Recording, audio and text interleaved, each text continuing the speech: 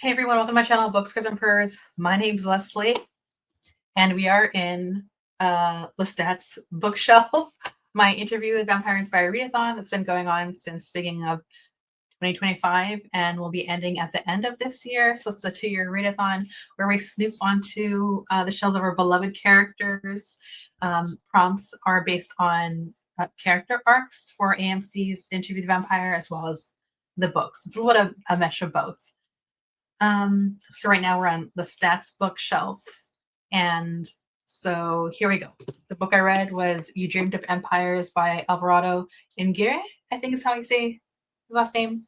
Translated by Natasha Wimmer. This was published in 2024. Other books that the author has written is Sudden Death. So this fulfills the prompt. Lestat has an appetite for destruction. Read a book where dismantling systems is part of the plot. All right, so synopsis is in 1915, I'm really gonna mess this up. I practiced this and I'm gonna mess it up. In 1915, Tenochtitlan, today's Mexico, Hernan Cortez is to meet Montezuma. This is historical fiction, speculative fiction. So this, this didn't really work for me as far as fulfilling the prompt. I guess there's a lot to chew on, but ultimately, this book discussion is going to be so brief because I think I failed in a couple of aspects. One, I felt like this probably could fit better, but this feels like a speculative fiction in a way where I need to be more familiar with history in order to enjoy this book or understand what the author is doing, and I just don't know enough. I have a bookshelf behind me that focuses on, not completely, but I think it's like mostly Mexico. And so this is going to be a reread for me in 2027. This will probably be one of the last books I read of 2027 because next year is going to be really like nonfiction heavy, focused on Mexico. And so that's kind of where I'm at. This isn't going to be a very long discussion. But there are a couple of things that stuck out to me. One is Montezuma has like a sister wife that I didn't know about, that it's part of history. There's an infamous, I'll say infamous, translator, Milan, I could see her name in my head. Malanaia? No, I'm totally messing up her name. There's just an infamous translator that I've read from a couple other books I have referenced that I'll show you right now. When it comes to the meetings and negotiating that was going on in 1915. But here's the thing. I kind of feel like she's been given just like a bad rep instead of like really accepting her, like the whole person and what they went through. I'll just say that. So what I thought was really interesting in this book is chewing on what women's roles were at this time and the impact that they made, and how are they perceived now. And so that's why when I was reading this, I found it, I think, just as interesting as I guess you could say the male characters that were at the forefront. There's also another book I read like years ago, I still have on my shelf, and that's Revolutionary Women of Texas and Mexico, Portraits of Solidarists, Saints, and Subversives.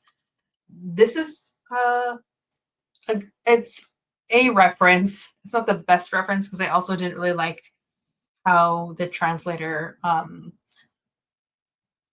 that story was told in here. I just feel like there's a lot more going on. Another book that I also will probably be rereading next year is Mexico's Nobodies, The Cultural Legacy of the Solidara and Afro-Mexican Women. I'm bringing this up now because there's just some reflecting on history and how women of the past, there's a reality of who they are as a whole person, and how women are kind of put in these two buckets of like you're a Madonna or you're a whore, and women become legendary in fables. Their stories live on in music, but that's not really depicting who the women really are. Um, and I thought that when I was reading You Dreamed of Empires, that was heavily on my mind when reading this. So I'm trying to remember what else I should tell you in terms of my notes.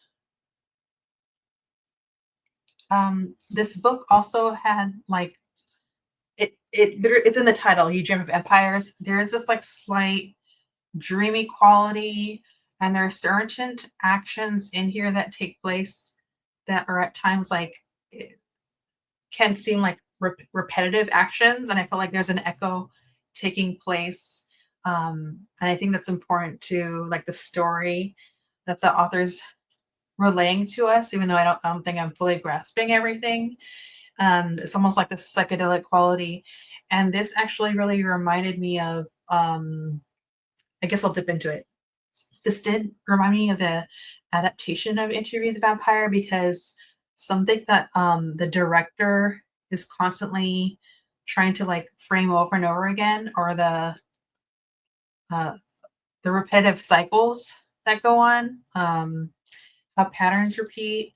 I have a video, not that I'm not really trying to promote it, but of just talking about how mirrors are so important to the story. There's a lot of mirroring, but I would also say it would be echoing, or just like cycles repeating. And so there is kind of a quality like that in dreams, right? And so I thought that was kind of an interesting take in a written novel.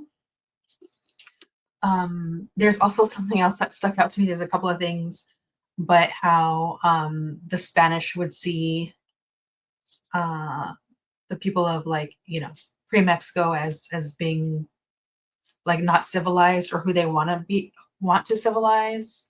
And I find that very telling, because who defines who is civilized? Like, who has the acceptable lens? And I think that's like really important to consider, that there was like a whole people that had their own history, their own way of being, and then someone else comes in and tries to tell them how they need to be civilized. So what does that mean? Really, to me, it just was like these like breadcrumbs of saying how one people want to control another, and so I like appreciated that attention to detail, and specifically the words the author used in here.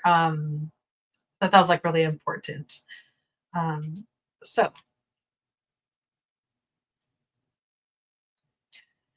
why does this character have this book on their shelf?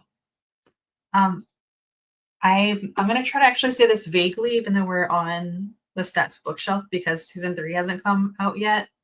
And although I know people have seen the movie, probably Queen of the Damned, I think that came out in the 2000s. I don't remember. Or the movie with Aaliyah, who was like probably the only good part of the movie for me personally. But I think that when Lestat reads this or has this on his shelf, this will remind him of Akasha and what they were involved in. And I think there's an important framing in here in terms of the language of like manipulation and perception, especially how I brought up the word civilized, and whose lens defines that. I think that that's something that he's going to reflect on, because this is the vampire that's going to basically he's immortal. He's live forever.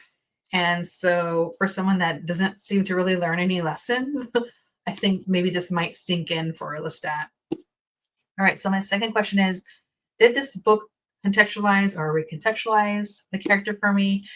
Yes. I think that there's aspects of Lestat's relationship with Louis that he was unwilling to see Okay, so in season 1 and 2, it was Louis's arc, and there's a lot of blame he's placing on others, a lot of things that he doesn't want to really look at or take responsibility for or accountability for. And part of Louis taking accountability is really like part of um, also forgiving himself, getting to a place where he can get there, like baby steps.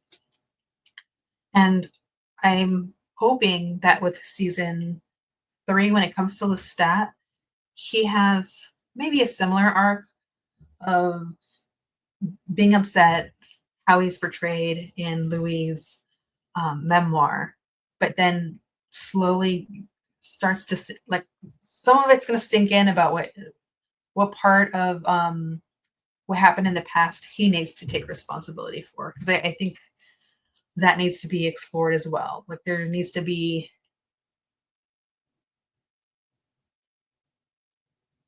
maybe an apology on both ends. Yeah, that's an apology from Lestat to Louis as well. So that's how I feel about that. What book would I recommend to Lestat? I'm actually just going to circle back and say Mexico's Nobodies is a book I'm just going to bring up again, because I think that Lestat will be able to relate to not feeling like he was properly represented in Louis' memoir and wanting to be seen as like a whole person. I think that's something that uh, I think he has trouble with, because ultimately, by the time season 3 comes out, we already know he's like a rock star. So there's another level of performance and perception people are going to glob onto him. So I still feel like he's not, in some ways, he's not going to be seen. And we saw in season 2 how he, during the trial, he held someone's head and said like, well, this is vampiric loneliness. Um, so I just feel like there's this deep well of loneliness. So as much as he might say, I don't care, hate me, all these things, I also think he deeply wants to be loved and perceived, heard and seen. But I think he also gets in his own way. So I also think that this is a book that Lestat might benefit from on some point. I wish I could go deeper into this book and talk about it more. I kind of do think I like failed on that end. But again, this is definitely going to be a book I'm going to revisit. I read this, I listened to the audiobook. The audiobook is great. And I just feel like there's just so much to chew on. But again, I just feel like I don't know enough. So I definitely feel like it's one of those things where I'm not educated or smart enough to really like fully grasp this. And because of that, I'm going to include in the details a couple of interviews. I also listened to a discussion with a professor that I found on YouTube, which was really enlightening to me. But even then, with all that information, I thought, I don't think I can go into this book too much. So look forward to that to the details if you feel like I'm not really saying enough here. So sorry, everyone. I kind of failed a little bit at this one. I'm so glad I read it. I guess we'll just consider this a primer for me next year. So with that said, thank you for listening to me. Just remember that life is chaos. So be kind to yourself, be kind to others, and read more books. Bye.